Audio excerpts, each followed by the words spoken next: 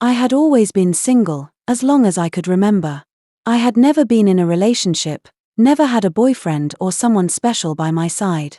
Some people would ask me why I was still single, as if it was something strange. They would look at me with curious eyes, wondering if I was lonely or if something was wrong with me. But I didn't really know what to say to them. How could I explain something I didn't fully understand myself? Maybe it was because I hadn't met the right person yet.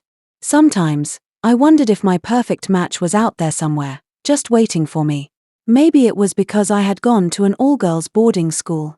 I spent my teenage years surrounded only by other girls, and that had a big impact on me. I didn't really get a chance to talk to boys, spend time around them, or learn about relationships like some other people did. At school, some of the girls would talk about finding ways to feel happy and loved without needing a boyfriend or anyone else. They mentioned that they even had special things, like small toys, to help them feel this way. I was curious about how they could feel so happy on their own, without a partner. They would say things like, "You don't need a guy to feel special or happy. You can make yourself happy." I didn't understand much about what they were saying at first, but I listened to them because they seemed so sure of themselves. They talked about how it was okay to enjoy your own company and find happiness within yourself.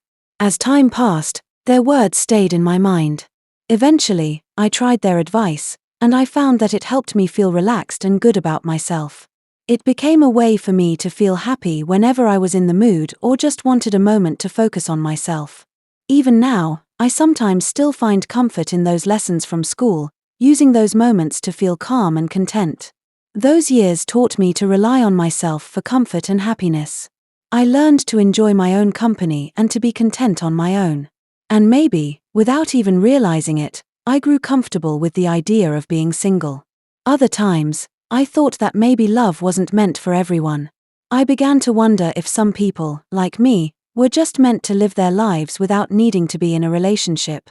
I didn't feel sad about it, but rather, I started to accept the idea. I thought maybe it wasn't something I needed or was going to have in my life, and that was okay. Sometimes, I also believed that maybe I was just too busy with my own life to think about love and relationships. I had a job that kept me busy during the day, and I enjoyed spending my free time on my hobbies. I liked reading, drawing, and doing other things that made me happy. I also had a few close friends who I could talk to and share laughs with. Between work, hobbies, and spending time with my friends, I felt like I had enough in my life. It didn't feel like I was missing anything. I lived alone in a small, cozy house in the city. My house wasn't big, but it was just right for me. It had a little kitchen where I could cook my favorite meals, a small living room where I could watch my favorite shows, and a quiet bedroom where I could relax after a long day. My house felt like a warm hug, especially on those cold, rainy days when I didn't want to leave. It was a place where I could be myself, where I didn't have to worry about anything. It made me feel happy and content, like everything was just the way it should be. One day, something unexpected happened that would change everything for me. It started with a small problem. My sink had been leaking for a few days.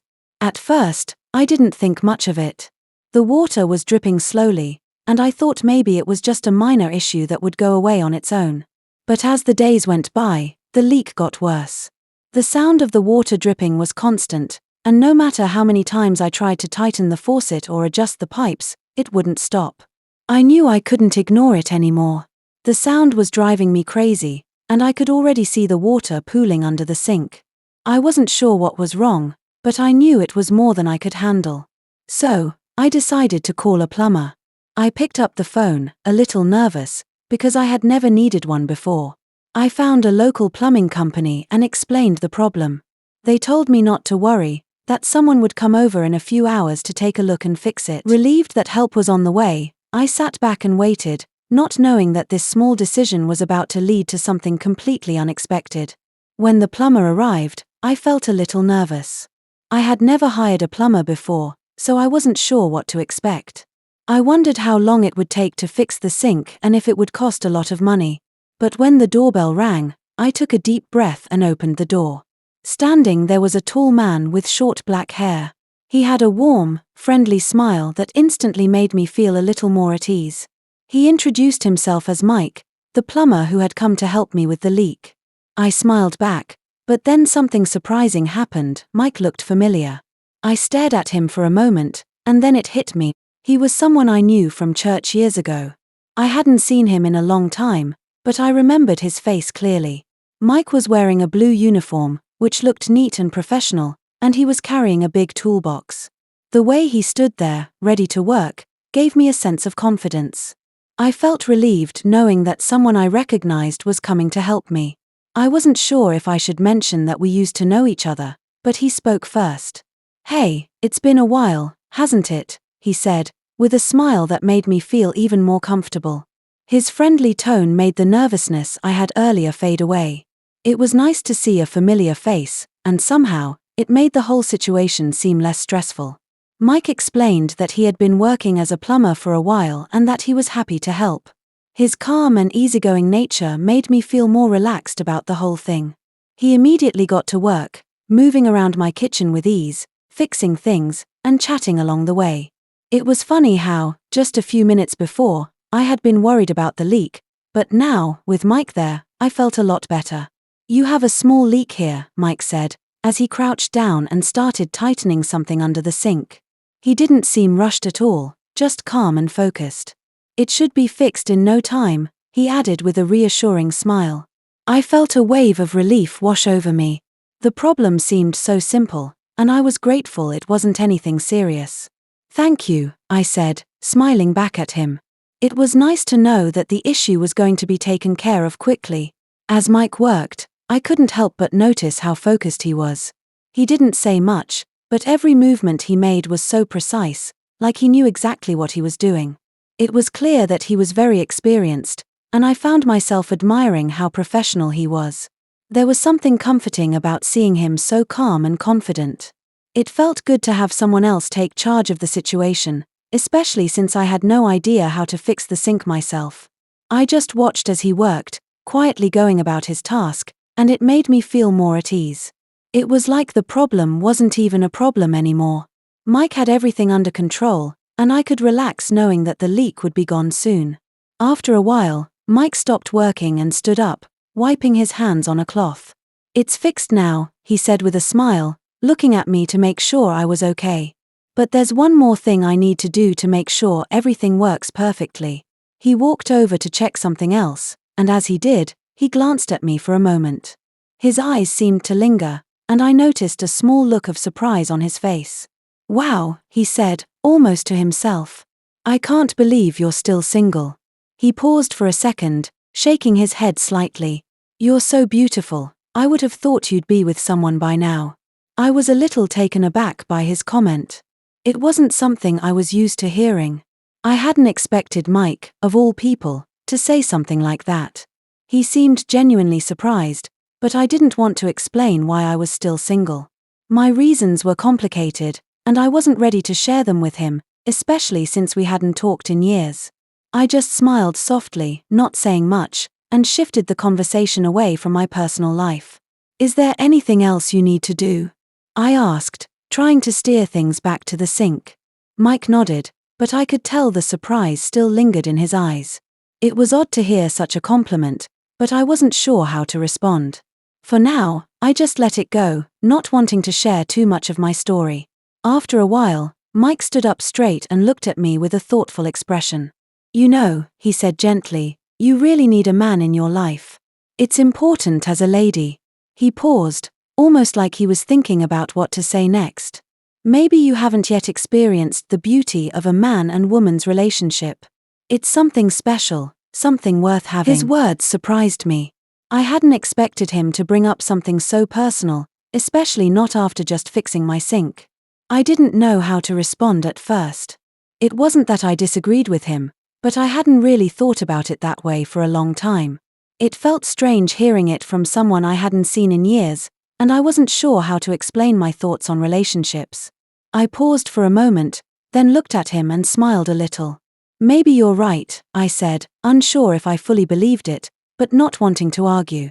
His words made me think, but I wasn't sure if I was ready to dive into such a big topic. Relationships had always been something I kept at a distance, and it felt strange to hear someone else tell me I needed one. But his comment hung in the air, making me wonder if I had missed something important in all the years I'd been focused on myself. After a while, I noticed Mike set his toolbox down and start unbuttoning his shirt. I was confused, unsure of what was happening. "What are you doing?" I asked, my voice showing a hint of discomfort. Mike paused for a moment, noticing my reaction. He gave a quick, reassuring smile, almost as if he was trying to lighten the mood. "I need to check something else," he explained, his tone casual. Then, he took off his shirt, revealing the muscle definition of his chest that came from years of hard work. I blinked, surprised by the unexpected action. It was a bit awkward for me, but I didn't want to overreact. Mike didn't seem to notice my discomfort and seemed focused on the task at hand. I shifted a little, unsure of how to handle the situation, but I decided to give him the benefit of the doubt. I couldn't believe what was happening. I stared at him, unsure of how to react. This wasn't something I had expected from a plumber. My heart started to race, and I felt my cheeks go red. He seemed confident and relaxed, but I didn't know what was going on. Before I could say anything, Mike walked toward me and then stopped, looking into my eyes. "Are you okay?" he asked, his voice suddenly serious. "I'm not trying to make you uncomfortable." I swallowed hard, feeling a mix of emotions. Part of me felt embarrassed, but another part was curious. I had never been in a situation like this before, and I wasn't sure how to handle it. I took a deep breath and nodded. "Yes, I'm fine. It's just unexpected," I said softly. Mike smiled again and sat down on the couch, his tone calming. "I understand. It's just that sometimes, I feel like people don't really notice me, or they only see me as a plumber. But I want to make sure I'm noticed for who I really am." I didn't know what to say. In the past, I had always seen plumbers as just regular people doing their jobs. But here I was, sitting in my living room, facing someone I knew from before, Mike, a former acquaintance from church. Something felt different this time. His presence seemed more intense, and I couldn't help but notice the way he was acting. He wasn't just focused on fixing the pipes like I expected. I was a little confused by his behavior. There was a certain energy in the air, something unspoken, and it made me feel uneasy. It was as if he was trying to show me something more than just his skills with a wrench. I wasn't used to feeling this way around someone I knew. My thoughts began to swirl. I had never really thought about relationships or romance in any serious way, and now, sitting there, I wasn't sure how to respond. But despite my uncertainty, a part of me couldn't help but feel curious. I had always kept my emotions and desires at a distance, preferring to focus on my own life. But now, in this strange situation, I found myself wondering what it would be like to experience something different, something I had never considered before. Would I allow myself to explore these feelings? Or was I simply caught in a moment of uncertainty, unsure of where things could lead? I decided to take a breath, gather my thoughts, and focus on the here and now. I wasn't ready to jump into anything I wasn't sure about. For now, I just needed to understand what was going on in my own heart. For the next few moments, we sat in silence. I tried to make sense of what was happening. It was clear that Mike had some sort of intention, but I wasn't sure if it was good or bad. He wasn't pushy or rude, but his actions were making me feel a little unsure. After a long silence, Mike finally spoke. "I want you to experience what it's like to be with a man tonight," he said quietly. I stared at him, feeling a mix of confusion and nervousness. "What do you mean?" I asked, unsure of what he was really asking. Mike took a deep breath. "I know it's a big step, but I think it's something you should try. Just to understand what it feels like." His voice was soft, but his words were clear. I didn't know what to say. My heart was racing, and I wasn't sure if I should agree. "I don't know, Mike. It seems so big. I'm not ready." Mike didn't give up. "I understand how you feel, but trust me, it's okay. I will be there with you every step of the way. You don't have to worry." We talked for what felt like hours, each of us sharing our thoughts and feelings. After a lot of convincing, I finally agreed, though I still felt nervous. Mike smiled, relieved that I said yes. He reached out and gently took my hand. "Are you sure?" he asked. I nodded slowly, though my stomach was full of butterflies. Okay. I'll trust you. Mike led me quietly to the bedroom. My heart was pounding in my chest, and I could feel my hands trembling. I wasn't sure what would happen next. This was going to be my first time with a man, and everything felt new and strange. All these years, I had always kept my special thing to myself. It was something I learned at my girls' boarding school, a secret my friends and I shared.